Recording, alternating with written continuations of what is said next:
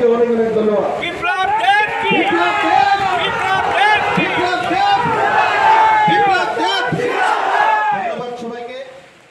Final taliung talini jitham salmario 46 surma assembly no kitingai BJP ro khohom dodom khlaikok awailai tongo.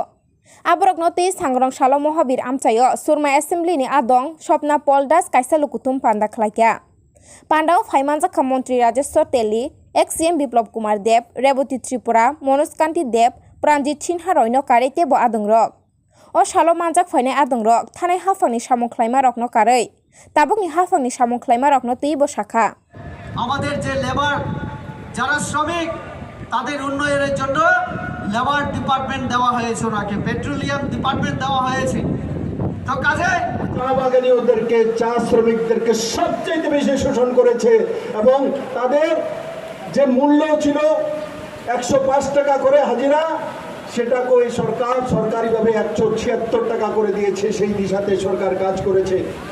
আমাকে স্বপ্না দাস বলছিল, দাদা অনেকে বলছে উনি তো বলেছিলেন 2 ঘন্টা করে জমিন দেব, পাট্টা এখন তো দেয়নি, বহু জায়গা দিয়ে দেওয়া হয়েছে আর বাকিগুলি ইলেকশনের জন্য আটকে আছে।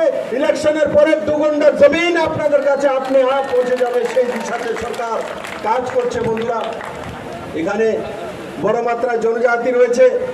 জনজাতিদের উন্নয়নের জন্য কে কাজ করেছে?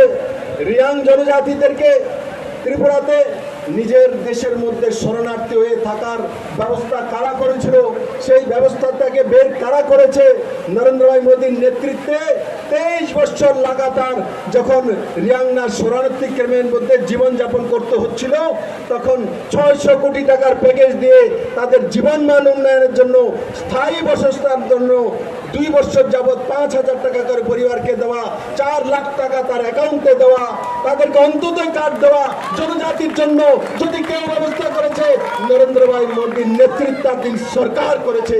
তার সঙ্গে সঙ্গে জনজাতিদের জীবনমান উন্নয়নের জন্য 1300 কোটি টাকার প্যাকেজ এডিসির জন্য কে এনেছে?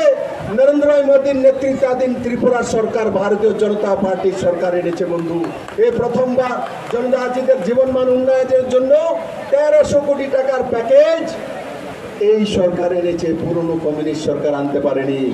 যারা অন্যান্য দল নিয়ে বসে আছেন, এরা দিব দিব দিব বলবে।